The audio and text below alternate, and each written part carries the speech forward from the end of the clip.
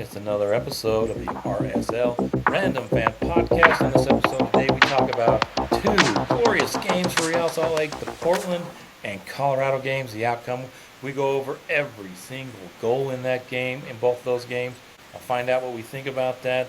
We talk about where RSL is really good in the midfield. We talk about Diego Luna, how he is carrying in this team. We also bring up the striker curse and working on perhaps getting permits so we can work on ending the striker curse. But no animals will be harmed. And we give out our orange slices. We talk about the first game of the Rocky Mountain Cup, the lineup changes and all the challenges that RSL faces. And we talk a little bit about, I don't know if you know this, but Diogo Gonçalves is a designated player. I'd just like to remind people of that because he's not doing a good job himself. So some of the things we talk about on this episode of the RSL Random Fan Podcast. All right, let's dig into this. We have two games to talk about in the week, Portland and Colorado. Probably pick one and be the same for both games. I mean, we talk about tied. both of them. At least we tied one of them. Yeah, we're struggling right now. Really struggling. Yeah, the theme is what? No goals? No goals for you. We've been bad? What? Yeah. Hasn't that been strange? Yeah, a little bit. But then again, not. Before we get into the game, we talk about, 14 games, 13 goals, 7 from one player. Yeah, that's. I mean, where would this club be without Diego Luna this year? Oh boy, can you imagine? Oh boy, that would be so sad right now. The coaching staff, the front office, maybe even the team just run out of town on a rail. Yeah, well, and here's the thing, Brandt. For me, like watching, if we didn't have Luna, would be like the crap teams of the early what time frame was that? The 2020s, the 2018s when we were real bad and not getting better. When we were being led by Bofo Salcedo. Yeah, when Bofo was one of our best players, right? Like, we do not want to get back there, right? And I think that's kind of harsh and unfair to those teams because really it'd be more like 2005, 6, 7. That's how awful. Those were the worst. I mean, that's how bad it would be without Luna. Yeah. And 13 goals. Talk about it later, but one of those goals that was scored besides Luna is not even on the team anymore. Forster Ajago. He got shipped out to USL. So, yep. Portland game, kind of a theme. I think we saw it in the previous game as well. Teams come in and usually, they just sit back anyway, but now they look like they're not even scared, right? Oh, yeah. Even at the riot. Yeah, no one's scared. They're just kind of like chilling. They're biding their time. It almost worked out well for Portland. They didn't overdo it in the first half. Just sat back. No one is scared that RSL is going to score, right? Unless an accident or something happens at the moment. But it makes for kind of not interesting and yet interesting football because as Pablo's mentioned several times after a lot of these games, where is RSL really good? In between the boxes, right? In between Anelli and Ojeda. That's where we're good, dude, right? And we don't want to give that up. We'll talk about that a little bit more. But I think it's interesting the contrast between the two setups too. So we'll talk a little tactics. We'll talk a little bit about that. Do you mind if I just hit this lineup real quick? Because I was floored on that home game. We started Cabral, excellent, best goal we've had in a long time, and then Catranis at the left, which I think is our best option. Junka, which is playing maybe slightly out of position, but I think that's where we need him now. So he's there, right? And then he partnered with Bodie Hidalgo at center back and Noel Caliscan on the right. Third game, so it seems like that's his spot now. This was his, I think, second, right, of Noel starting at outside back. And then Anelli and Ojeda in the center defensive mids. Then across the three stripe was Diego Gonçalves, Diego Luna, Xavier Gozo, and then up top, Ariel Puyol, the Aussie. And especially in the back. Like, I looked at that back line, and I'm like, This is a scary back line, and scary in the fact that we might give up 4 goals, and that's what I was worried about when we started the Portland game. I was like, oh boy, this is some shaky ground. We've never started this lineup. Bodie has been used to playing right back. He can play center back, and he's good there. And but it's the same thing with Junka, and also, what are we on? Center back 4 and 5, right? I mean, if we're going down the order, start of the season, it was Glad and Vera, right? That's 2. Kobe 3. 4 Clinton. was Clinton. Quentin, right? And then Quentin's probably 3, and Kobe's 4. But still, we had all 4 of those guys in front of these guys. So when you're on center back 5 and 6, you're worried about it. And so I think that the idea here was, let's possess the hell out of this game with Portland, right? They all can score. Everybody on their team can bang one in, and we got to watch out for that. So let's get as defensive as we can and play hard. And I think that was the lineup thought. What were your thoughts on that lineup? Well, it was a necessity, right? Because you had to make some changes. You got to rotate 3 games in 8 days, right? And they had a game on, this was a Wednesday night, and they have a game on Saturday, and they had a game Saturday before. So rotation Yeah, had to no, I come get in it. there somehow. And then there's also injury. And I had the same thought. My first thought was, wow, man, Portland is just going to attack, right? You've got a back line that hasn't played together, and you've got you said Bodie there, right? Yep. The guy Not that really your guy's favorite player. I like him. I still think he's solid. He's not flashy. He usually can pass the ball up pretty well. In this game, he did his job. I mean, he didn't make any glaring mistakes, which is great for center backs. yeah, well, if you watched any of the tape, right? That's what they used to record stuff on. Oh yeah, what's Yeah, that tape stuff, Brandt? yeah. Back when VHS, VHS. Betamax. Oh, never mind. If I was Portland watching the tapes, like, what's Bodie's real weakness? His real weakness, you put a little pressure on him, he will panic and he'll make an ill-advised pass. He does a couple a game, and he did in this one, but it wasn't really putting pressure on. He was trying to recover. I think it was close, middle of the field, um, turnover. But yeah, I was really surprised that Portland, this last little while, these teams haven't been attacking the RSL back line with a little more urgency. But I think the reason they haven't is because guys like Gozo are in. You know, Caliscan gets out there on an island and Gozo's coming. You know what I mean? When you're playing outside back and you have a midfielder cracking back on your one-on-one defender, and look, these Portland attackers are all really good one-on-one. Anthony and these other guys, they're good. They really are good. And that's how you beat them is you double up, you double team, you out hustle. And that's what we did in that game. We out hustled them to break even. You know what I mean? Yeah, I don't know if I necessarily agree with that. I mean, there was hustle. I just think that Portland came in. They know that you know what they need? They need 1 goal. Doesn't matter when they get it. They know right now 1 goal is going to get them probably out of the riot with 3 points or 1 point. So there wasn't a ton of urgency, although they did have some opportunities early. And when the lineup came out, we were up there in the press box and ran into Jeremy Peterman. He was there last year from Portland. He does some stuff. Him and his friend were there representing the Portland side of the press.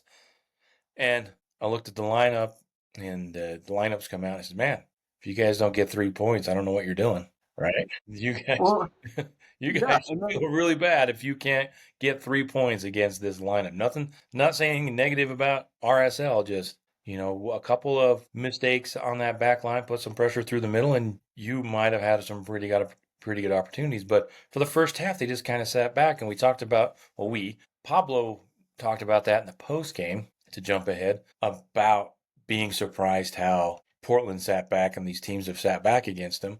One of the things he mentioned is that RSL has become really comfortable playing out of the back. And yeah, so when you put pressure on, I love the way, I'm just repeating what Pablo says. I'm not a soccer expert by any stretch, as we've proved for 3-4 years. But put pressure on and you play out of the back and you don't panic. Then when they come in and they make put that pressure forward, they're less likely to do it if you can't break them. They can't break you down. yeah. If we can break some of their lines and get them a little off kilter, and honestly, I watched this game twice.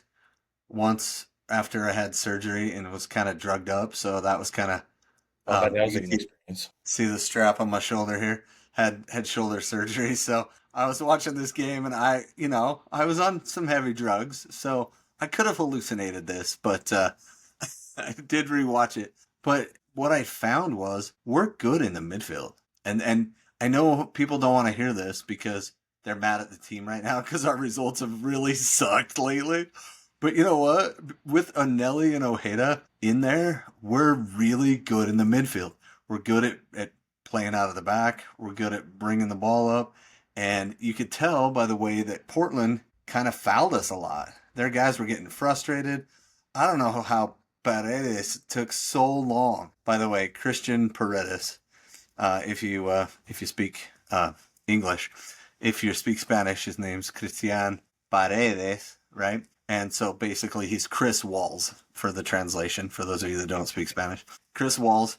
So Chris Walls is how I'm going to call him for the rest of the podcast. So Chris Walls is out there kicking people all game long. I swear he had 5 fouls before he got a yellow. I was like, how's this guy going unpunished? But I didn't want to get too hard on the ref because, anyway, it wasn't a great game. But it was defensively. And it kind of sucks that that's all we can focus on right now. But I looked at the lineup and then I was like, wait, what's the bench? And I was like, okay, Stuyduhar, he's a keeper. Ruiz, he's attacking player. Russell, he's an attacking player. Tyler Wolf, he's an attacking player. Griffin Dillon made the bench. I didn't even catch that until later. Attacking player though. Lachlan Brook, attacking player. Mark Zook, attacking player. Jesus Berea, attacking player. And Zach Farnsworth, number 32. He's kind of a center back, left back. We did not have a defender on the bench, which I mean, besides Zach, right? Who has, I think, 0 MLS experience. Maybe had an Open Cup game I or think he 2, has gotten or has he a had a few half a minutes. game? It was either US Open Cup or a friendly or something. Yeah. He played for a minute like 2 seasons ago. Yeah. Coming off his injury, but getting back in first team action. Good, but scary. I mean, like, we did not have backups for those guys, you know? We had all attacking players on the bench. And I was just like, oh boy, I hope Zach doesn't have to come into this game under some crazy circumstances. Um, and, and Nelly ends up playing center back or something crazy, right? Like, so, my prayers were going up in that direction. Like, please don't make that happen. But I think because we played so well out of the back and those guys all actually had really good games, in my opinion, I thought they were all pretty steady. There might have been a stray ball or two that went pretty far up the field and a couple of turnovers, but nothing that was super threatening. Nothing like in on goal, like Bodie's one Well, there was flop. one pretty early. I think it was in Okay. the 6th minute. I think that they were about half up top. They weren't on the back line. They were about 50 yards out, and there was a soft pass that got picked off by Portland. And I think Caliscan had a nice sliding defensive play Oh, there. yeah. Um, but that was early. And then the thing also, too, by Portland, I thought also not putting pressure on allowed Bodie to stay in the game, right? Because it was, when was the 21st minute? Bodie had a terrible, there was a play on the sideline, took a terrible angle and ended up getting beat and grabbed when I think he probably could have got away without grabbing because Yeah. he had some cover behind him. Just kind of grabbed him around the waist, right? Yeah. Yeah. Maybe a more seasoned player kind of doesn't take the foul, but who knows? But anyway, he ended up with a yellow early, and I thought, oh man, if I'm Portland, I am on this guy all the time. But Right. Go at him, right? Like if I was yeah, Portland, I would have done the same thing, right? go Go at at him. this guy now, right? Center back with a yellow card. Yeah, go at him because he's prone to make mistakes and panic just a little bit, which a lot of young players do. You can talk about Gozo. He's playing incredible defense. He's recovering on defense. He's going Work rate. forward, Yeah. but he's still 18. And when he gets into the box, it's like, oh, ah, Kind of freaks out. Like, I'm in the box, everybody. I made it. now what do I do? So Oh, it's too bad the goal didn't count. Where was it? we got a penalty called for him, right? A couple weeks ago, which was Oh yeah, good, even that though it was a kicker. bit of a flop. Yeah, bit of a flop. Pulled up the landing gear. It was close though. I mean, they made And the it wasn't call and then they necessarily called. intentional either. He just started No. to slide. He just started to Yeah. fall down, and Yep. the ref had a bad angle, and it looked like a goal. It looked like a And it penalty. looked like he caught him, but clearly it wasn't like penalty worthy. So, Yeah. so So they reversed that. I think we have the most reversals, the most red cards, and the most penalties. If we add all those up, we're winning the league. yeah, I don't know what cup that is. It's not the wooden spoon. It's It's not the the red supporter cup or shield. something. Yeah, there's It's something. the yeah. What It's would it the be? the Not refs kicked our butts. No, we can't blame it all on the refs because we're putting them in that situation. But you get man, a there's been worse tackles on us that we've given up yellow red cards for. So I'm just like, yeah. whatever, We get the futility belt, kind of like maybe Batman. that's it. Yeah, yeah, Not yeah, the utility belt, but the futility belt. exactly.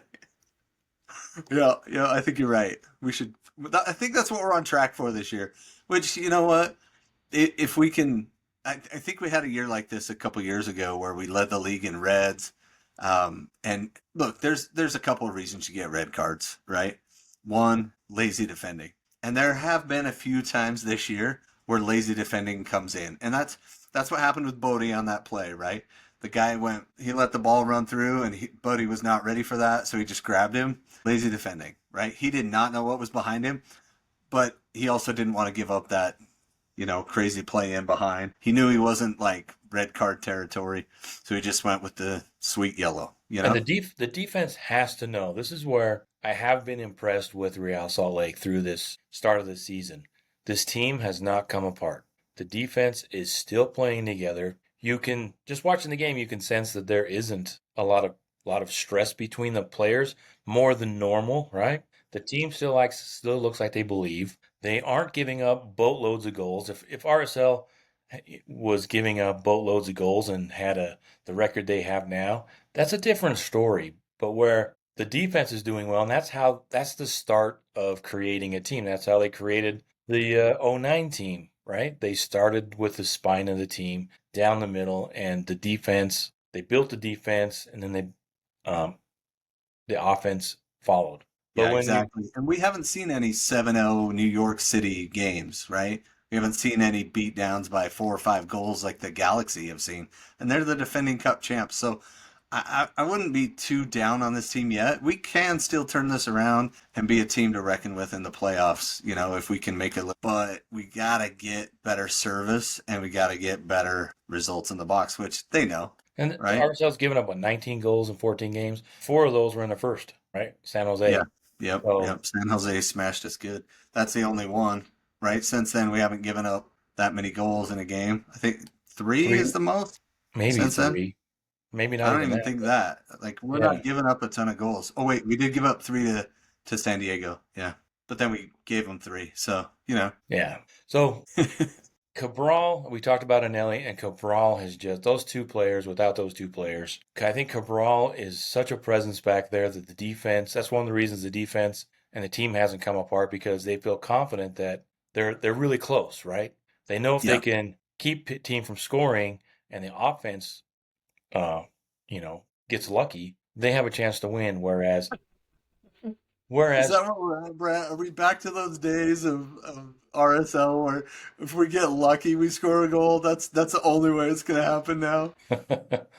well, yeah, the RSL is like in the what year of marriage? But anyway, but that's kind of at least we're at that point where the defense hasn't come apart, the team hasn't come apart, so they still feel like there's a chance every game, and it hasn't got to the Yep. point where they've quit.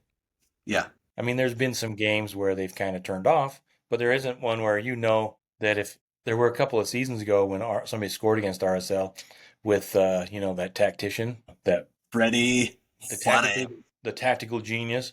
If Tactical it genius. that team just kind of came apart when somebody scored against them, right? Or if Yeah. they got a goal, they parked the bus and they brought in four more. So it's not great, but it could be so much worse. Yeah. And then it could also Yeah. be these two players are also masking some serious issues, and that with the fact that the front office, who did so well until last year, has really struggled to find the answer this year. It's just kind of, some of it was out of their control, but at the same time, who knows? Yeah, and it was interesting. I was not trolling social media, like when you're going after people. I was just reading up on You're all doom these scrolling. people's doom scrolling. There we go. I was doom scrolling the RSL social medias. So again, my curated feed with Twitter and Facebook. So just those two. And I went through like a list of, I think I read 70 articles the past 2 weeks about what's wrong with RSL. Just hearing it from random fans, right? Like we are. And it's so funny. Right now, everybody blames a striker. Well, if we could get a world class striker, and then other people are like, we've had world class strikers before.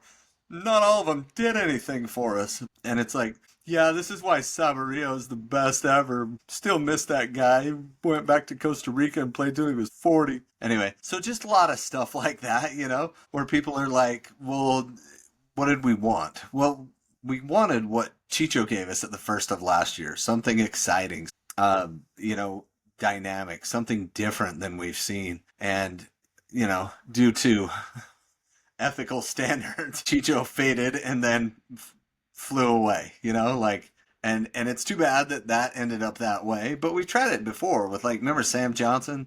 We got him, and he was Yeah. good for 2 games. I think he had a brace and then a goal within a game or two, and then And never then they scored had again. to, then they had to call the cops on a party at his house during Right, COVID or because he was something like that. violating COVID rules and My stuff. girl Like, wants to party all the time, party all the time. and that was in the COVID thing. So, like, I get it. Like, but man, come on.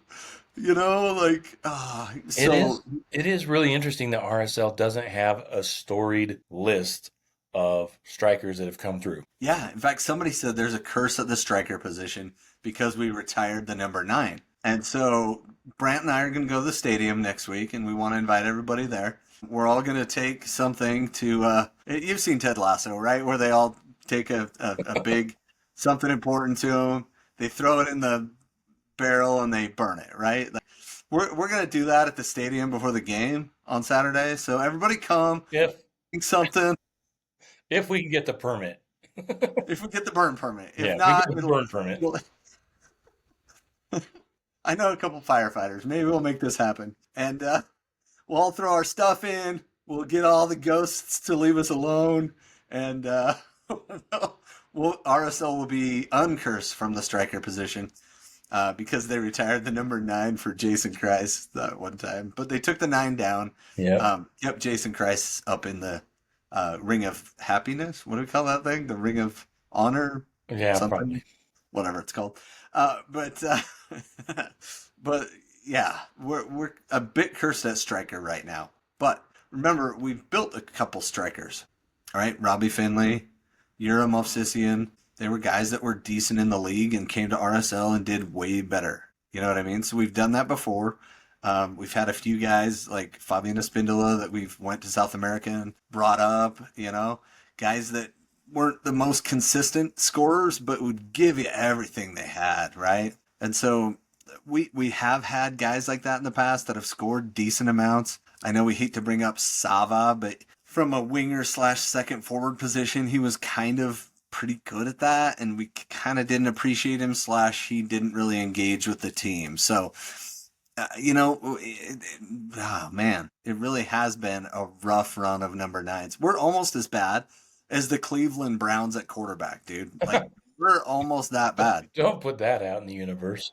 Hey, can only get better, As long as we're not the Jets, we can avoid being the Jets, we'll be good. right? It can only get better from here. That's my point. Is like one of these guys is going to develop, and Ari's raw, but he's good, and so people are getting on him. He's first time away from his home country, foreign land, foreign language, not really, but kind of. I mean, American's different than Australian.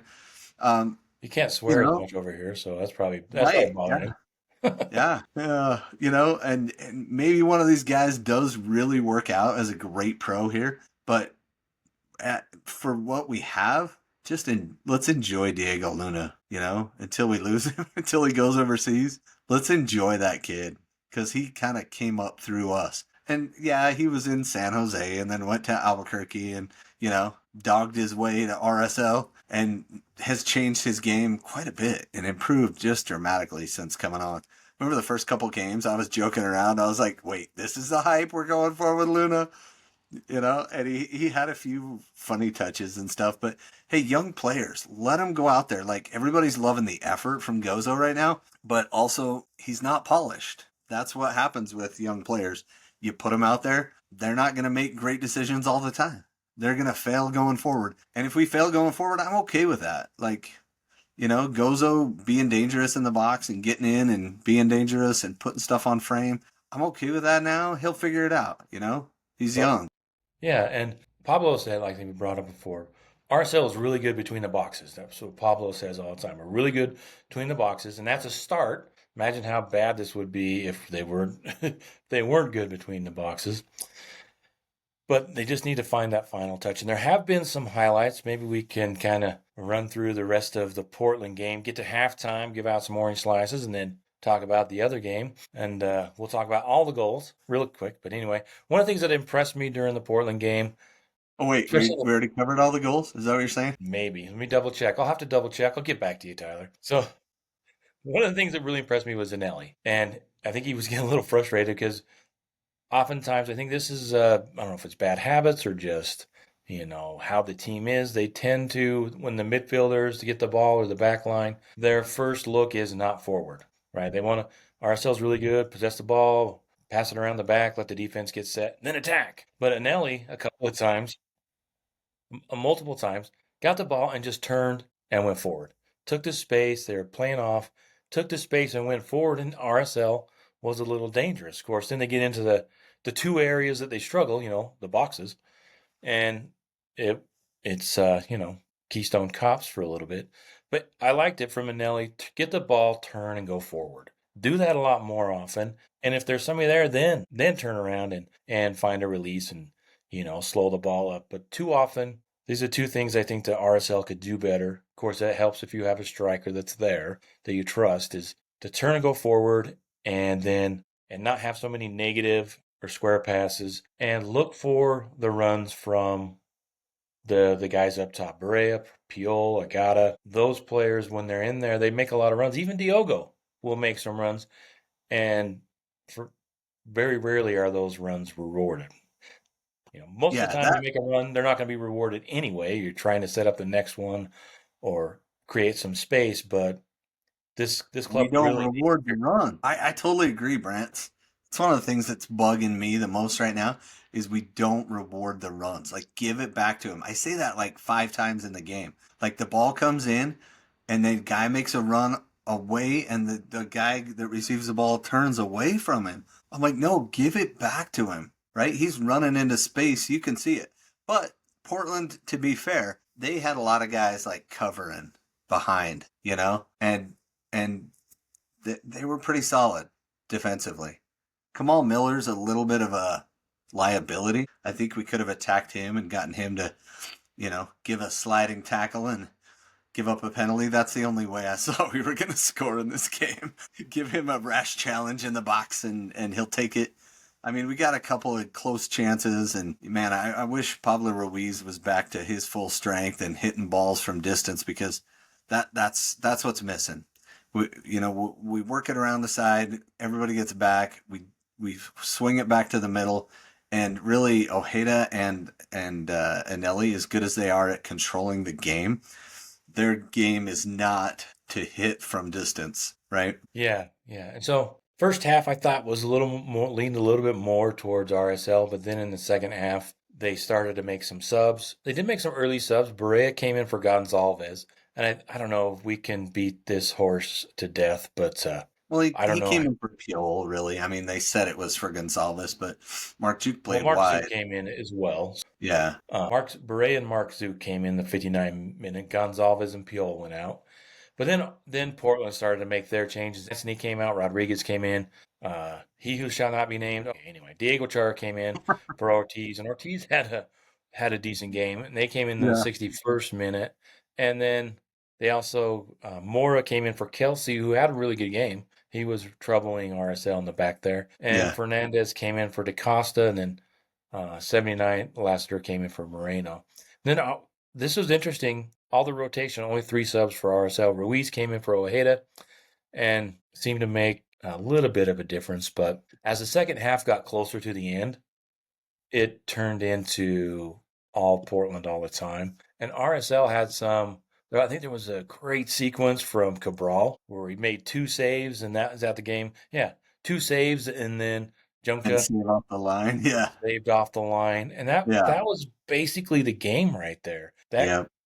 And that's what Portland was trying to do. They figured we're going to come in, we're going to get a point at least, right? There's no way with the RSL's scoring 2 goals on us, and they almost got it. It almost worked, and in the end, RSL held strong with the defense. Got a little lucky, a lot of last ditch defending there at the end, and walked away with a point. Yeah. Yeah. I was looking at the halftime stats and I was like, all right, what's the XG here? Do you know what we were at halftime? Point 3. Point 0.16. Can you Yeah, believe the that? first half was RSL. Right, but we only had 0.16. And by the end of the game, we only had 1.1 expected goals. So, like, they were 1.4. So they were a little unlucky to not score, and we were a little unlucky to not score, right? That's the expectation for the shots that we had in the places we were. But I don't think we got to 1.1 till that cross came in and Berea just didn't hit it on goal, at the very end of the game. And I'm like, dude, you want to be a legend here? Put that ball in. Like, he had his feet wrong. He didn't time the cross well, right? Like, Was that man, Berea, or was that Berea's in the next game, in the Colorado game? oh, was that in the Colorado game? There But was there was one one play in late. this game that Yeah, we had a good chance in the box, and yeah. somebody, was it Berea? Maybe It it might have wasn't. been Berea too, but I don't think so. I think it was Mark Chuk. It was somebody late. Oh, yeah, yeah, yeah. Yeah, Mark Chuk was in on goal, and he had the shot, and he took it, and then Piol yelled at him, remember? Yeah, And yeah. then they had the little yelling match, and I was like, dude, shut up, Piol. I don't know. That That could have been Dallas too. was that the Dallas game? I don't know. God dang Well, it! Now we're when you don't confused. when you don't score goals, I mean, I you think we'd know. remember them all. I know. But the point is, they had a few opportunities, and that's been the theme in the last few games. Opportunities being there, not finishing. Whether we can remember what game they were, doesn't matter. They were still opportunities that, that were not taken. Yep. All right. You So ready to go to halftime and then talk about the other game? yeah, let's go to halftime. Do you have Because any wait, but orange slices for? yeah. So I'm gonna do an orange slice and a lemon slice again. I'm Ooh, gonna do the orange slice for my man Emeka Nelly, putting in the time, breaking lines with his dribbles, just impressive. I thought he was the best player on the field. Although Gozo's effort was probably better. Uh, just for me, Anelli just controlled the game. You know what I mean? So yeah. I thought Anelli was really good. Ojeda was good. Um, Oh, you know what it was? It was Berea had a wide open shot in the 81st minute. He had a header. yeah, That's there it what was. he missed. That's what it And was. Yeah. the ball came in, and he headed the ball before it got there, and it went right over his head. That was, but there's been a lot, so yeah. But the one before with Mark Chuk was in was in Dallas, where he hit it into the side netting. Oh yeah. Well, the keeper blocked it, but yeah, Yeah. it looked like And it. so He was going over his shoulder. we're getting our missed goals figured out. Well, So yeah. when we don't have any goals to talk about, that's all we can talk about Yeah. is the missed goals. Dang it. So I'm going to give my orange slice. I have to give it to Cabral. There was the late saves late in the game, um, really kind of saved a point. One of those, uh, you can't save them all, as we have learned. The last 2 goals that RSL has given up have been not on him necessarily, have just been very similar defensive lapses in the box. Fortunately, that didn't happen at home against Portland, and we ended up getting an incredibly valuable point that gets us 1 point closer to getting back into the supporter shield race. So that's good. Wait, we're not anywhere close to that, Brent. We're Well, not in that we at are now. all. We're a point closer now than we were. We're closer than we've ever been. Yeah. So No, that's my the orange only slice. yeah, the lemon slice I'm giving to the other team and Anthony. That guy is just a big fat baby all night, man. Every time he would go in on a challenge, he'd just like turn and look at the ref, like, "You're gonna allow this?" It just what a big whiny baby. I just like, man up, Anthony. Like, come on, dude. You're a DP.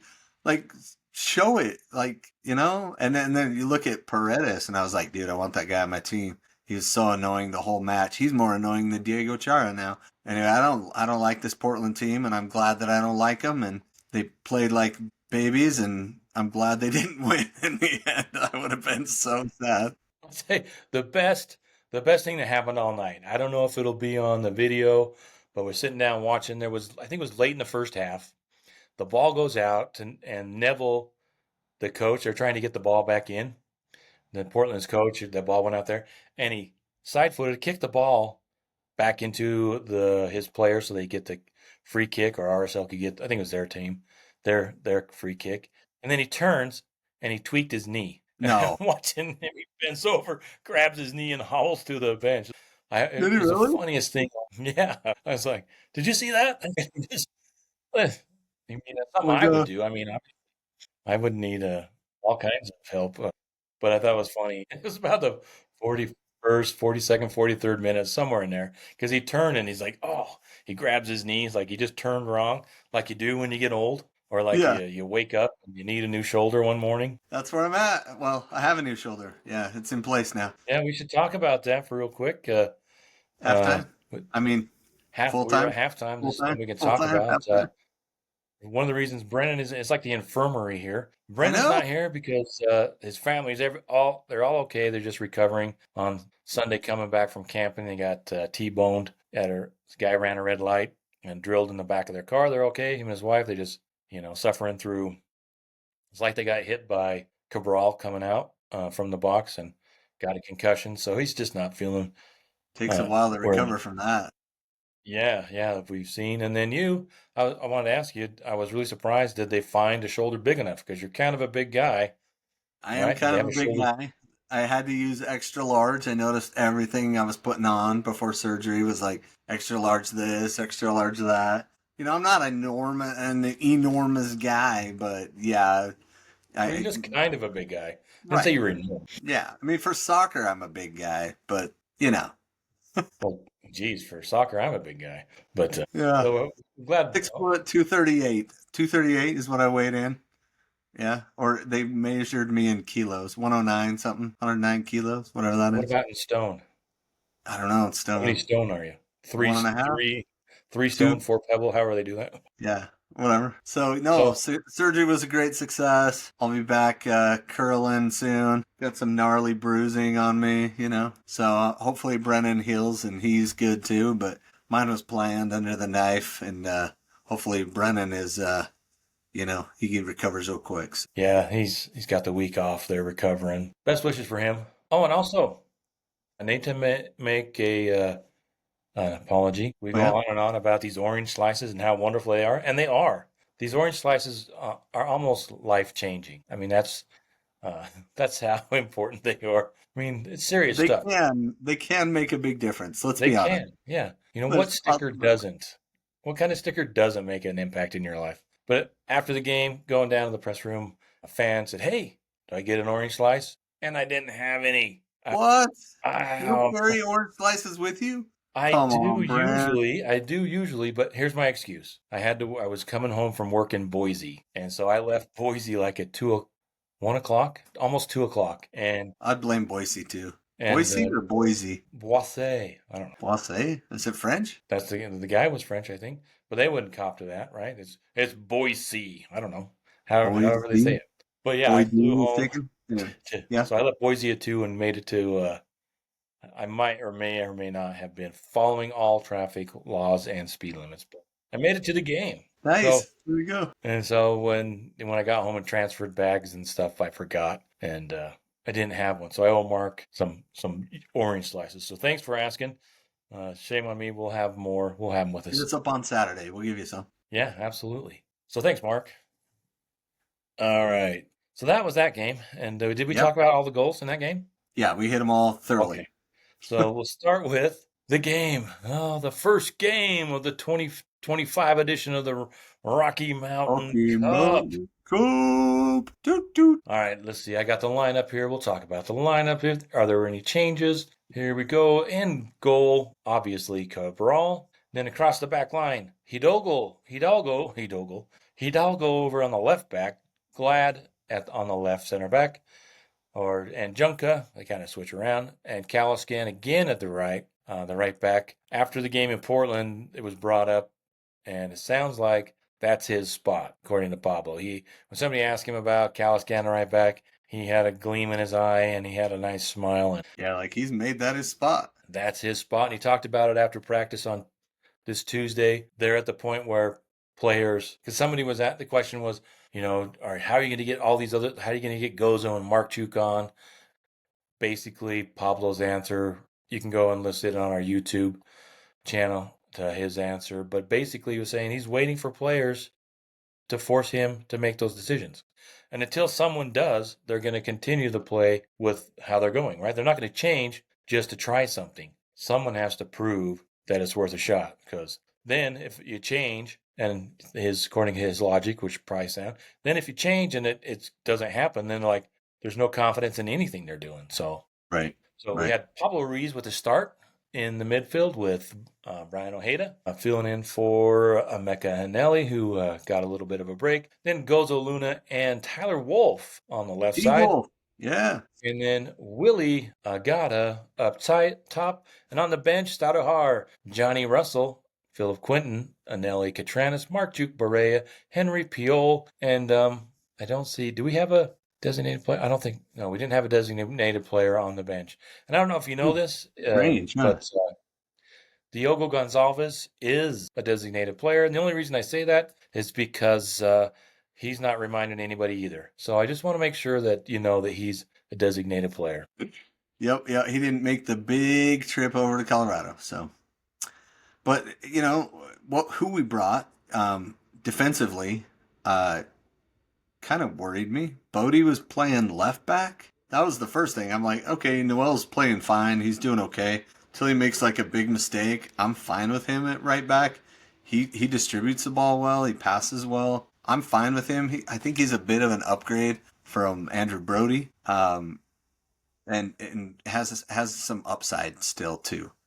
Noel does. So I'm okay with him there. I don't love Bodie on the left though. That's a bit strange for me. I would have rather seen Bodie in the center and Junka out wide. But, here we I go told him to again, call you. right? I told him to You call you, but know? they didn't. Well, Glad played right back. I mean, like, it's like you said, Pablo says, yeah, we try not to shake it up too much because we don't want it to mess up. But then here he is with his like 18th starting back line of the season, 14 games in. Ah! You know what I mean? Yeah. Consistency is what we need. We need consistency. And so Pete Quinton made the bench, which is great. Love to see the tall man back. But he probably wasn't 90 minutes ready. And so I think once he slides back and Sam slides wide, which I'd much rather see. Sam has a good cross. He's got a heck of a shot once he gets in the box. We've seen that a couple times. He's let a few rip. So I'm good with Sam outside back. I mean, obviously, that's where we have good stuff because Katratis is there too. So anyway, I don't know what the hell we're doing putting Quentin out or putting Hidalgo out at left back. Like, anyway. Yeah. Yeah. So I know high rotation, whatever, blah blah blah. Play your best guys in the best position. That that's one of the things that was one of those recurring themes I talked about earlier on those threads was we're not really goal dangerous. Every time we get near the box, we either ran out of plans or they have 11 guys behind the ball. So it doesn't matter what our plan is because they have it squashed out already. And then our crosses aren't two people; they're just into the box and hopeful. Like it's a mess. Anyway, but I don't know how Bodie's going to change that at left back. I think you I flip don't those know how he two. changes it at right back. No, I think right now he's just our eighth center back or fifth or somewhere in that 5 to 8 range or fourth. Maybe he's fourth, but like, what are we doing?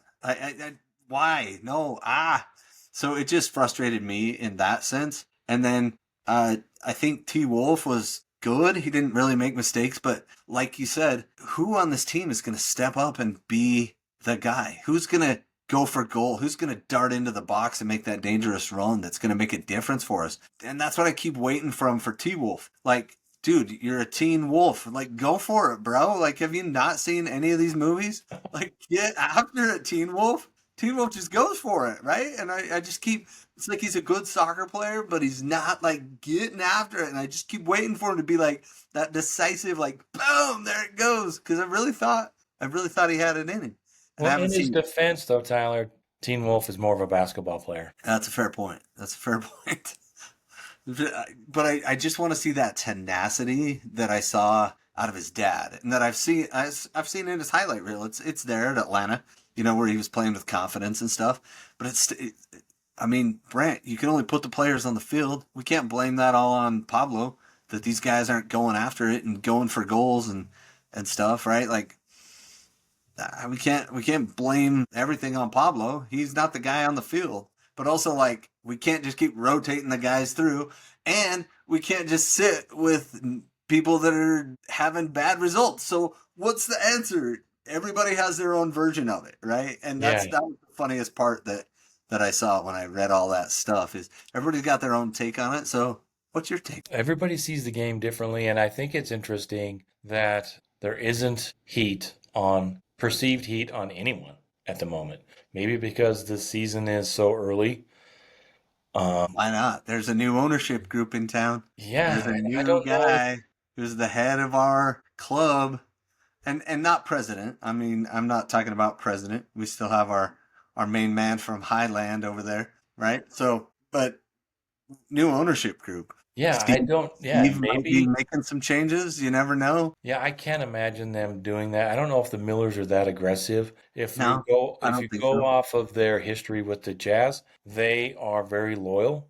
Impatient. And Jerry Sloan, all these players, they stuck with their coaches, they stuck with the system. And I don't know what the last thing you want to do as a new owner, I think, is come in and blow it up because then you own it, right? You own all of it if you come in and blow it up. So if you're a new owner, what you do is you come in and you just put everybody on notice and say, hey, you know what? We trust you guys. You had a great season last year. The last couple of years, you were building something. Things happened, right? I don't know that anybody could have guessed that Manuel didn't want to come here and he ended up going back to Brazil. Yeah, I think he And was more of a head case than people gave him credit for. Like, and I who think he knows, was one of those maybe. guys that like showed up in spurts and we were hopeful, but Yeah, I never believed in that guy. I didn't think he was that great. and So who knows? Maybe the Red Bull uh, hid something. Not necessarily. Man, maybe the front office just didn't do their due diligence, or they, you know, maybe he's a kid and doesn't know what he wants. You know what I yeah. mean? Like, I don't know. And when you go Whatever. from, and then you go from spending a ton of money and it ends up horribly, then you have to say, hey, you know what? Let's just do what we do best, which is try and build a club and find players that need a second chance, right? And so then you have there could be some flack given to the front office for the whole Boa Vista, Robert Bozaniak or however you pronounce his name, that player and that deal falling through at the last minute. But who knows? Maybe you'll see him as soon as his contract expires, because I think he was on the last year of his contract. So once his contract expires, RSL can sign people before the next transfer window, but they definitely won't be working with the club. I don't know that any MLS team No, at this point. Kurt made that really clear. Yeah. So there is some things. The fact that the thing that I would lean a little bit more, I'm being totally honest, and this is probably out of character for me. I lean more towards the front office being the issue than Pablo at the moment because at the start of the year, we had a little sit down. We were talking. I was talking to Kurt, not to big time or anything like that, but it was because all the press was there, or press. We try to be. I know Do we're our part best. of the press. Yeah, Isn't that fun? we try. We do our absolute best Hey, to. they give us credentials. It's on Yeah, them. and then we do our best to make sure we don't take advantage of that, and we want to And we make don't sure. mess up too much to Yeah, still be in their graces. So yeah, and bring some good content and have a nice opinion, a different perspective, or a decent perspective that people appreciate. We were sitting at the table, and I said, what would you say if just like a random fan said, hey, my biggest concern is the defense, which has been, a broken record. I thought the defense was suspect, even with all of the Chicho stuff last year. That second half of the season, it fell on the defense. They just, whatever it came, they just kind of came. That team came apart. This team hasn't. And they were really confident in the defense. And I think that is, for me, the front office is, I would lean, if on a scale, like Pablo's at 4 and they're at 6. Who knows? I don't know. It's not that far apart, but at the same time, not having an MLS quality starting right back, it's just really, really bugs me. And I've read other stuff where people feel the same. Like, how can you not have an MLS starting right back? I mean, And yet we can grow them. We've grown 3, 4, right? We can grow them. but you still need somebody. You still need somebody there that has the experience that can rely on, that people can learn from. That they're missing that veteran presence to help. So long-winded. I do lean towards the front office being a little more culpable at the moment than Pablo and the crew. But that could all change too. I mean, we'll see how it goes. We have July coming up. There's 4 home games in July, right? We have uh, the home game against Vancouver coming up on the 24th, and then they've got 2 road games the following week. One on Wednesday, and then another one Austin, and then Saturday, or vice versa. There's 2 games there, 2 road games. But I think there's gonna come a tipping point, and maybe this July before the League's Cup, if this team is still floundering and they have 4 straight home games without any results or decent results, that could really heat things up. That's a ways away, but I think that's the earliest that any pressure really shows up. Yeah, yeah, I hear you. I don't like to speculate on that, but I'm glad you do. So, Just thinking out, I'm surprised there isn't more pressure, like I said. And yeah, I think the owners, if I was the new owners, I would say, let's see what happens this year and go on until it gets to a point where the owners have to step in. Until that, they've got all of this time to evaluate. And if they come in like next week and clean house, then it's all on them, because the season's going to suck after that. It's not going to turn around. right, right, right. So. Well, you ready to get into the Colorado game? I Yeah, mean, we we could we do were the going, and lineups I, and stuff. I was a little surprised. I wasn't as confident until I started kind of looking it up. Colorado was on a 5-game winless streak, right? They hadn't been playing well at all. So this was an opportunity for Real Salt Lake, and as a lot of it, like their offense, it was an opportunity missed. Well, and I mean, like it started right off. Like the 4th minute, Noel plays it back to your boy. He plays it up to Ruiz, and Ruiz just gets run over. And man, I started having flashbacks of like Pablo Ruiz, young kid Pablo Ruiz, giving the ball away in the midfield and just being like, ah, "What are you doing?" And it was just a little bit of foreshadowing of what was going to be our undoing. So the bookend plays, in this one that was our doom. We tried to give it away there. Yappy jumped in front of Pablo Ruiz. He backheeled it. It popped out. Larraz shot instead of squaring the ball to Cabral. His Cabral, Rocky, Colorado's Cabral. Who, man, that guy's kind of worthless. He's kind of their Diogo Gonçalves. Like, I'm glad that's not our DP. You know what I mean? Yeah, Navajo, No, no, I'll take that guy. I'm he talking didn't play about there, right? their Cabral, the Yeah, skinny tall guy. I think he's number 91. Just not effective, not engaged. He should have been calling for that square ball from Larraz that when it popped back. He was sitting wide open at the spot. Even the announcers were like, "Oh, I bet he's pissed," and it didn't look like he was. You know what I mean? I'm like, I don't know. He just seems like that player that's like there and he's in good spots, but he's never like calling for it, or I don't know.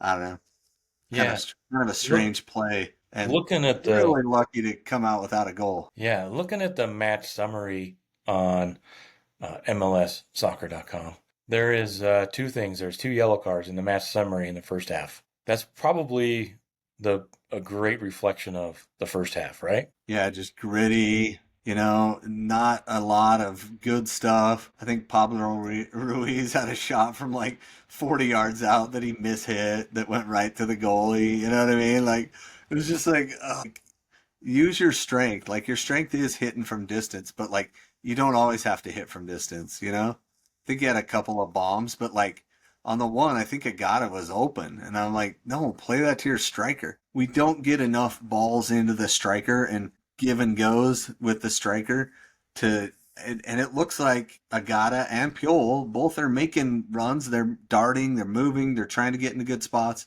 and we're not really getting it to them. So anyway, part of the attacking problem. Yeah, and another thing to talk about in this game is you have two teams that are probably really good in between the boxes, playing against each other, and who's gonna break first, who's going to make a mistake. That's what this game came down to, was a mistake. Well, But I think we played really well between the boxes. We were just so bad at attacking that it made us look dumb, right? well, Like, here's yeah, go ahead. Oh, I'm sorry. I'm excited. I want to talk about this stuff because crosses. We talked about this a couple of seasons ago, and I think it still rings true. The more crosses RSL is sending into the box, the worse they play. And this game, we had 15 crosses, harking back to the season that two or three seasons ago when Dami was injured and they were still lobbing the ball into no one. That's kind of Yeah. what this game reminded me of. 15 crosses Yep. into no one. Yeah. Yep. Yep. And that's exactly what it reminds me of too. It kind of like the play that kind of solidifies this game for me in my heart is when Bodie Hidalgo got forward and nobody was there and he just took a shot from like 30 yards out and it wasn't even like the goalie kind of like laughed. You know, if you ever played with a goalie that laughs at you, like it's insulting. It really is. Like I had a goalie laughing at me one time. We were playing in a men's league, and my first two shots were just so bad. And the goalie started laughing, and he was like, and I think he said, "Pass it to that guy. Go ahead and let him shoot or something." And then I ripped one by him after that. But if that's the best product we have going forward, and I know Bodie's done better, but we had like every single, even shot attempt was just poor. It was so bad. Like it wasn't even like we should put a stat up that's like baby attempts that Brandt could block. Stuff like that. I don't know what stat we come up with, but it has to be something like that, right? Or if Brandt were goalie, would that have been stopped? Yeah, that would have been stopped. You know? Well, when you hit it right to me. Right, that's what I mean, right? So we need to come up with some stat like that. But Yeah. that Yeah, this I'm whole willing to be the game, joke, front of the joke again. like this whole game was that way every single time. Okay, there were probably one or two chances that were decent, but we're just not good, not good, not good at all. Yeah, early on, they almost had that turnover. This comes back to um, the conversation of Pablo's like making the right decision at the right time. In the fifth minute, right as the start, there was a turnover in the box, and if it wasn't for Cabral, we'd be down 1-0 real quick. But after that, it was just two teams that are struggling playing against each other, and it just kind of looked like it. There wasn't not that yeah. This game, I think you could see the intensity starting to wane, right? And that comes from frustration. The crosses are a sign that they're really frustrated. They don't know what to do in when they get into that final third, and so they just start lobbing in hopeful crosses. And RSL is the only team in Major League Soccer that hasn't scored off a set piece, right? And if you're not good on set pieces, you're not going to be good on crosses into the box. We just don't Yeah, have the because they'll just players sit in the. back and let you cross it in until you get one in. Then they'll be like, "Oh, maybe we should go guard that now." It's kind of like when you play church ball, right? And that guy can't shoot threes. You're like, "Shoot it, bro! You got this. Go Yeah. for it, bro! Go for it! You shoot it, dude!" No, the other logo. Try the other logo. No, the other hoop. Yeah, yeah, I'm that guy. I can't hit anything in basketball. So, no, I get that, but also, right? Like they don't care. None of our crosses are going to anyone. And until late in this game, there was that chance, but I guess we can jump to halftime. I mean, we talked about all the lame chances we had in the first half. All the Yeah. What do you want to mostly talk kicks. about this halftime, or do you just want to finish the game? We can. Yeah, well, we did our own halftime for Yeah. Yeah, we'll just go for it. They didn't look that dangerous. They really didn't. And I think the reason they didn't look that dangerous is kind of the same mentality we had in the Portland game, which was hold the ball, pass it around, be okay with wasting time. And I get that because we're not that dangerous in the front. We're not that goal dangerous right now. But yeah, it's ugly. It's it's not fun to watch a game like that. If we had a goal and we were sitting back like that, fine, cool, let's do it. But where we're at right now, like, man, that is ugly to watch. And because of that, you know, it the fans are starting to rebel a little bit. Yeah, and that's just kind of natural if you're not winning or if it doesn't look like you can win. I think that's one of the issues is RSL doesn't look like they can win. It's one thing like if you're losing 3-2 or 4-3 and it's exciting Or and 3-0 consistently.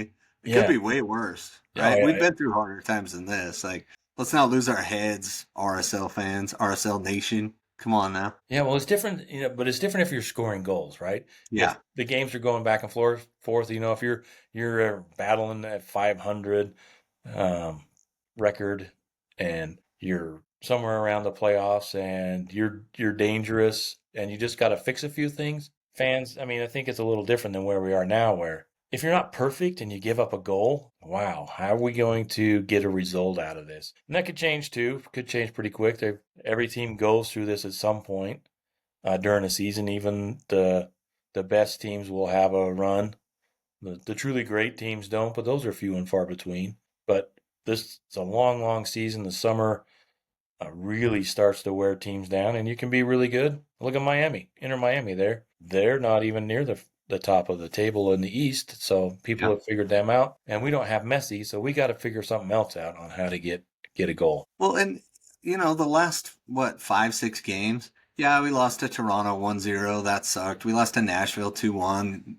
Both highly contested games that we ended up losing. Then we went to San Diego and got the 3 points down there, 3 goals, and 3-1 win there.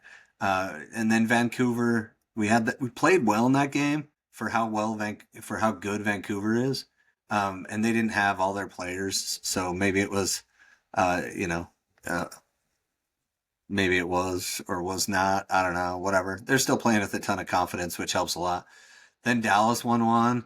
Then RSL to Portland 0-0. So like we're not like on this terrible tear, but we just don't look goal dangerous very often, and that's I think why most fans are frustrated right now. Yeah, and rightfully so, right? I mean, Yeah. Well, and all the people we we got rid of, right? All the attacking players. Like one's already come back to haunt us, right? Anderson Julio in the Dallas game got his goal. So that's, I mean, we're not to predictions for next game yet, but it'll probably be something like that for me, like it always is. so did you want to talk about? I mean, obviously we didn't score. And they did, and that was just painful. I mean, we can recap that goal. Good play by Colorado, but I think there were 5 mistakes on that play. Like T Wolf didn't clear it. Then we had a chance, Junka to clear it, and then Ojeda takes a touch in the 6th, and then there were 4 or 5 mistakes there that could have been easily fixed with a really good touch on the ball from any of those players at any time. A slide tackle when it went past Katranis, and Sam kind of pretends to shuffle his feet and then doesn't stay with Jordy, and then ducks his foot and lets it go through his legs. It's going to go through your legs, but if he's close to Jordy doesn't have time to take a touch and make that finish. You know what I mean? So Well, Sam was. Ojeda, I think the some of the I don't think he was blaming just Ojeda on the goal, but Pablo was talking about making that decision in the box, well, in the 6 yard box, right? You're there in front, the ball comes to you, and you try and take a touch, clear it out, right? I think Sure. I mean, Ojeda obviously. had the opportunity to boot it, and he tried to take a touch, and it got by him, and then he couldn't get back to the ball. The Colorado player did a nice job bodying up, blocking him, and Jordy came in and smashed it in for the goal. So Yep, and then they had another crossbar challenge late in the game. Well, not late, but it was like a few minutes later. So it was like they're still goal dangerous. Then we made some weird subs and started playing some people out of position, just for fun. just to see what happens. For practice. Let's try Anelli up at striker. Why not? Let's do it. Let's go for it. He's gonna feel super comfortable there. See, for me, it's like comfort. If you're not comfortable like Anelli, he can play striker, and I'm sure if I played him in indoor soccer right now, he would score multiple goals on me. But we're not talking about me. We're talking about Colorado Rapids. You know what I mean? They are professional, and our lineup just was weird. We just kept moving guys around, and I'm like, we're playing guys like in weird positions. And I get it if like somebody's injured or somebody's not there or this guy needs a sub and you're the best we got right now. Like go take one for the team like Caliscan's kind of doing. But to play Luna or an Elliot like the 8, I just didn't. I was like, oh boy, man, here we are again, getting random players in random spots. And Nelly coming in for Luna, or at least Luna coming out in the 58th minute. Diego Luna did not look happy at all. He was not happy, and that's a fairly early sub too. And Pablo did mention in the post game that he thought he needed he needed a break. He was starting to lag like he was, and he felt like, I got the impression that Pablo wishes he'd have kind of taken him out in the Portland game, let him go too long, but they were trying to get a point, and so they needed Diego in there. And I think he was just thinking about the future and doesn't want to run him in the ground. But he's a young player. No player wants to come out. But it was interesting. He was rather frustrated. And Barea came in. I was a little disappointed in Barea coming in. He did not have an impact, I didn't think. Yeah, well, there were 3 subs in the 58th. Mark Juke came in, Anelli, and Catranes. And Gozo, Luna, and Hidalgo went out. And they were all pretty much straight up for those people. Mark Juke came in for Gozo, who put in a good shift, but wasn't super goal dangerous. He was ripping crosses into the box, but not hitting people with them. You know what I mean? So I get why they made that change. And Gozo's had some good games, so defenses are going to be ready for him. The first couple of games, he's a rookie, or essentially rookie, and he's going to play out of his mind. But then once defenses say, all right, we gotta keep an eye on him, we'll see if they lock him down and see if he can still have an impact, which he has because he keeps starting. But one of the things that Russell finally got into the game. Yeah. But before that, Cuda Pietro came in for Cabral, and man, they got better. Colorado got better in the 61st minute, and I think that's why they ended up scoring, because Cabral sucks, man. Like, that guy does not game. He doesn't. There's like guys that are like pretty decent in practice, but then they're in the game, they're like ballers. You know what I mean? That guy is not that guy. He's the opposite of that. He's like a stud at practice and garbage in a game. Don't know how he's still in the league. Anyway, Cuda Pietro came in, and that guy's good, dude. Didn't he hit the post? Good. Yeah, he hit the crossbar. Yeah, that's what I was saying earlier about crossbar challenge, right? He hit that crossbar, and then, I think he hit it after the goal. Yeah, it was after the goal. But then our response was to bring out Wolf and Ruiz and put in Johnny Russell and Barea. And Russell didn't sub in for Ruiz. I mean, he did, but he didn't play that same position. He played more of the attacking position, and Anelli dropped back. So Russell didn't have like defensive responsibilities and stuff like that, which made a lot of sense. And then the game kind of changed. I think Russell can be a good player still, but it's almost like Pablo's like, well, he's not match fit. So yeah, he keeps saying that, but there were a couple of glimpses of old Johnny Russell. There was one where, he's old, obviously, but he's still super quick. There was one on the left side of the box, and he zipped into the box, and I thought, holy cow. Yeah, we're going to have people catch up to his speed, right? Yeah, even if he never starts, and maybe he's got enough in the tank to start, maybe go 60 minutes.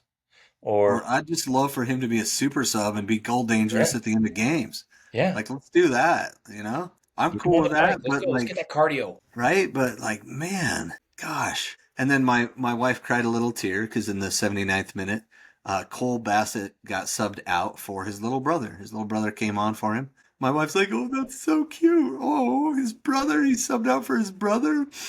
Yeah, Yeah, right in our face. Thanks, hon. Appreciate ya. Anyway, then Yappy got a yellow card in the 80th, which he probably deserved. And then Sam Vines came in. He's a national team level player, at least backup national team level player. He's been out injured. And Travis came out. We should have taken better advantage of that Travis kid. But Gozo and him were having some battles. I just really wanted to see Gozo like do better against him. Like that was a really good opportunity against a really inexperienced player, and it just didn't quite happen for us. Yeah. So So anyway, the game kind of ended. Yeah, it's just sad. I mean, and it was a bad game. Like if you want to watch a lot of really good attacking soccer, it was a bad game, right? don't watch Uh, this. no, but like you said, it wasn't horrible soccer. It was, at the end we kind of got exposed a little bit here and there with runs into the box and pretty good shots and Cabral had to get another save in the 76th minute because we're all pressing up and manning up and ball over the top kind of stuff but that happens because you're losing 1-0 and you're going for the equalizer and stuff. And then most of our set pieces, just garbage, man. We did have the one at the end, like 78th minute, where Katranis like crossed it in and their keeper came and we knocked it back across. And then Glad had that like volley into nowhere. But they were playing their backup goalie against us and we had 3 shots that were dangerous. Just, man. And then the very end, 89th minute, ball comes all the way across and Beret just knocks it down for the goalie to pick up. You know what I mean? Like, Yeah, so frustrating. not good enough. Just not good enough. So we end up losing the first round of the Rocky Mountain Cup. We only play them twice this year because San Diego came in. That was an explanation. We had them 3 times last year, but this year twice, and we do get them. I think the second to the last game of the season at home. So all we need to do is win, right? Win, Well, we beat. have to win by more than one, right? Because they beat us 1-0. So if we beat them 2-0, Rocky Mountain Cup's ours. Yep. So Yep.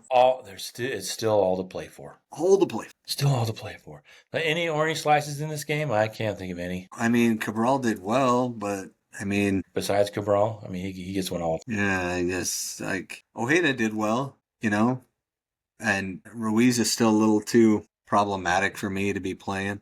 But I think I'm reading between the lines of all the post game stuff.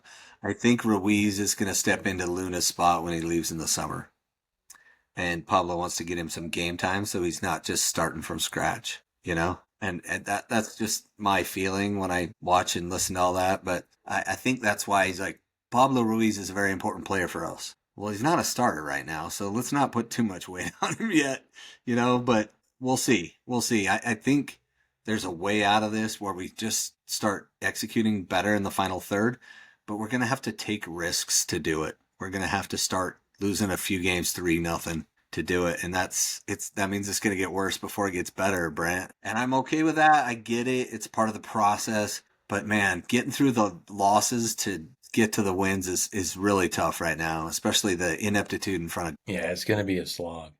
And wanted to bring up one thing I forgot in the Portland game because Diogo was not in the Colorado game, and there was a play. I think it was near the end of the first half. It might have been the one near when Neville tweaked his knee. I don't know, but Diogo was battling with a Portland player down the right hand side, right in front of the Portland bench, and the guy came up and bodying him off the ball, and he just kind of went off into the sideline and didn't fight back. And it was just Yep. like, what? Yep. What are Nothing. you doing? I think that's Yeah. Diogo in a nutshell. He Mm.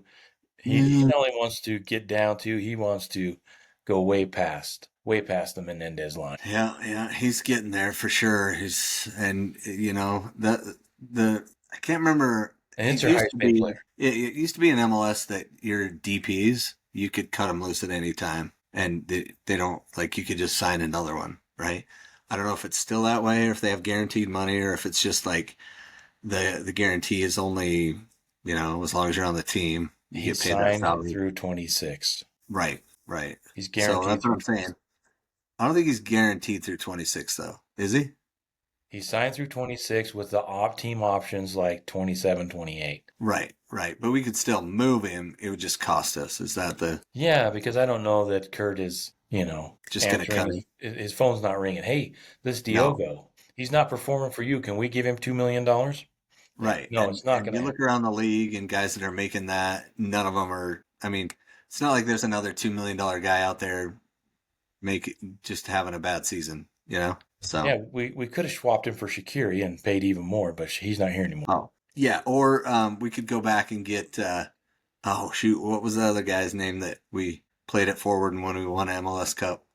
Uh, we could do a third round with him, right? What's his name? I You know what I'm can't talking remember. about. No, Robbie Finley's counterpart up top. It was like Euro? Bosnian or something. Yura. Yeah, Euro. Yura Mopsusi in there. Yes. Yeah, yeah, yeah. We could go for round 3 with Yura. No, no. I liked Euro 1.0 was great. 2.0 not so much. Yeah, he Right. kind of took the away for a ride there. But a couple of things. That was the end of that game, right? We done with that game. A couple of things pointed out.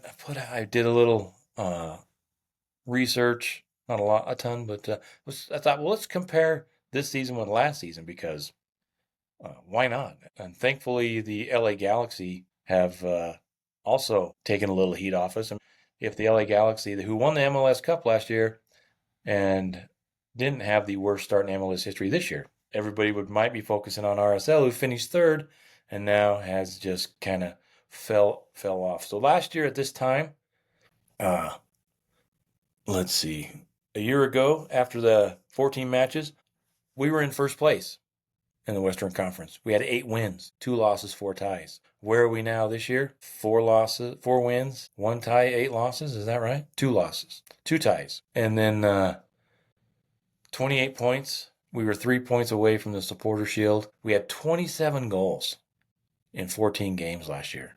We have 13 this year. And some of the other stuff that I think is really telling, we're in 12th place now. 4 wins, 2 ties, 8 losses. But last year, the entire season, we lost 7 games. This year, we've lost 8. And last year, 5 on the road too. I mean, we lost 5 games on the road.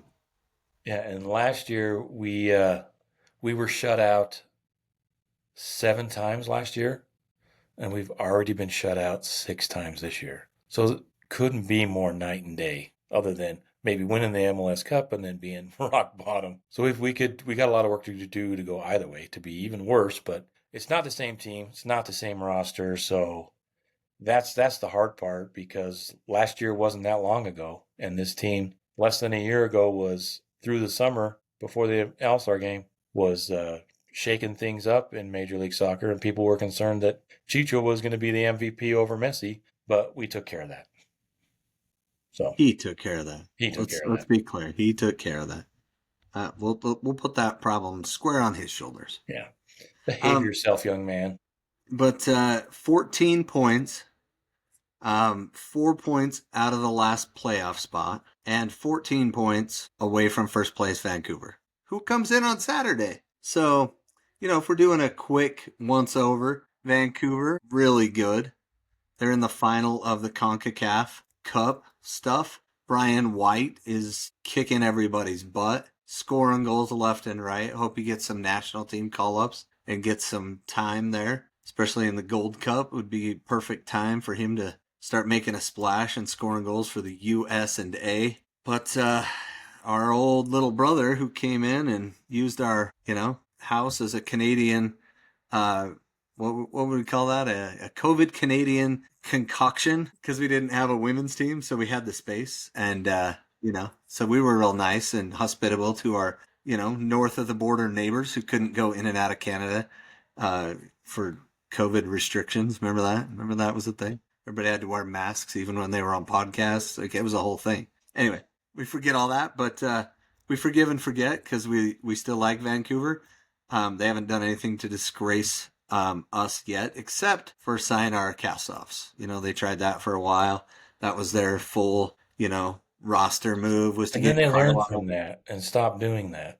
Yeah, well, just until we have another guy who we're like, ooh, should we bring him back? He's been playing well for us. Well, Vancouver just offered him twice what we have. Dang it. Do you think Anyway. they've heard of this guy named Diogo Gonçalves? Yeah, and so my prediction is RSL lose at home. I know it's the first time in a while that I've predicted that, but I'm going to go with Krylock has a brace, scores 2 late goals as a sub, and makes the difference in a 3-1 loss for RSL. Of course, Diego Luna scores our goal. Yeah. Oh, well, I'm glad we score. That's good. Yeah, well, Yeah. and we score first, but then, we can't possess it forever, apparently. Brian White gets one, and then Krylock comes in and finishes us off. Yeah, they have a bit of schedule congestion. They played on Sunday and then, Saturday, and then they played yesterday with the Canadian Championship. So, and then they play Saturday against us, and then they're at home on Wednesday against Minnesota. So they could have a little bit of a rotated lineup. And when would it not be the best time to have a rotated lineup? Do you want to rotate for Salt Lake or do you want to rotate against Minnesota? I'm rotating against Salt Lake. Altitude, yeah. Yeah. So Might as well. We're not that good. And, honestly, there's only 2 teams in the league with 1 loss, Columbus and Vancouver. So, you know what? Let's bring him in. Let's do the opposite. Let's smack him down. I'd love to see it, but I can't predict it. I think if RSL wins, it's 1-0, 2-1 or something like that. But if Vancouver scores the first goal, I think I don't know how RSL. Well, RSL could win.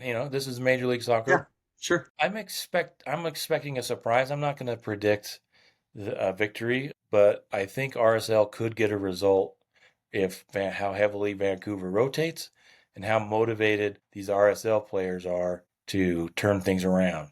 So I don't think it's all gloom and doom just yet, but Vancouver are good enough that we've seen it. They could come in and it could be a first shellacking since San Jose, right? Yep. It could happen. I don't expect that to happen though. I think RSL is going to play well. Maybe it's a 1-1, 2-2 draw or 2-1 RSL victory, but getting to 3 goals, if Vancouver gets 3 goals, we can't beat them. So maybe that's if Vancouver gets three goals, they're definitely getting 3 points. If we can hold Vancouver to 1 or 2 goals, we have a chance to get a result. Right on, buddy. Right on. Any Trolley Town news? No, season's still over. Oh, I did get they had the half price sale, and I got my 3rd kit here. Nice. Rent a Kill. I don't know what that is. Rent to Kill. You use it to it's for insects and stuff like that, rodents. I thought it was a Hitman, but yeah. So no, much more small time. I have no idea. I'm just making it up. Rent Okel. I don't know how it's said. So. Well, there is some happenings today. Yeah. In Europe, something that hasn't happened ever. And maybe that's why Brennan didn't want to show up, because Tottenham with the 1-0 victory over Manchester United. Wow, rough day for Brennan. Yep. Yeah. Is that their first ever cup? That can't be their first ever trophy. No, it's just been decades, I think, since Tottenham won anything. Okay. And now, that's what I was telling my wife, because my wife's a Tottenham fan, and she forgot to watch the game today. And I says, well, do you want me to tell you? She says, oh, I don't know. And I says, well, they're going to have to start changing their jokes, right? Because Tottenham has a trophy now. Yeah, and it's a B trophy. We took place B in Europe, which is good, B. We got the B trophy. Good for you. Then, Arsenal was in that competition a couple of years ago when they were building up. We get it. The only thing better than Manchester United losing is what? Manchester City losing. Oh, yeah, that's better. Yeah, did you watch the FA Cup? We all care against that, but I watched a little of the FA Cup. I caught the second half, and man, I could not watch that too much longer. Couldn't watch it hard enough. Man, I like Palace, though, our bros, man. Chris Richards, the pro. I love it, dude. Yeah, the American starting in the back. Oh, love that guy. I just like my team to have a little bit more than like 19% possession. Playing with fire. No. But man, that's the only way you're going to beat Man City. Yeah. And man's they just couldn't do it. And congratulations to Crystal Palace winning the FA Cup. And all of Manchester has black armbands today, I guess. Good for them. They didn't win anything this year. I'm so proud of them. Good job. Just like so many other teams. But, what's cool is that, Tottenham and Manchester United take their whole season and put it all in the Europe Cup to come up in the B game to whatever, dude. They finished second to last. Yeah, come on. You almost got relegated if those other teams didn't suck that bad, you would have been relegated. I don't think Yeah, there was no way they're getting relegated. Those three other teams. I mean, they're like 15 points away. I I mean, know. It wasn't even close, they but could have sent in the they were kids. next. Anyway, It just looks bad. yeah, good stuff. So anyway, anything All else? right, guys. No, Thanks for listening. Follow us on all our social media. Go check out hooligan-soccer.com. We're on that network. We talked about it with Scott Omer. It's a great platform for all kinds of soccer podcasts and soccer information from around the world. yeah, and check out that episode. I wasn't on it, so if you're not a fan of me, but you're a fan of Brandt and Brennan, it's a great one. It's a great one. It really is. Scott's a fun, entertaining guy, so that was a good one. I watched that earlier, so good stuff. Yep. So thanks for listening.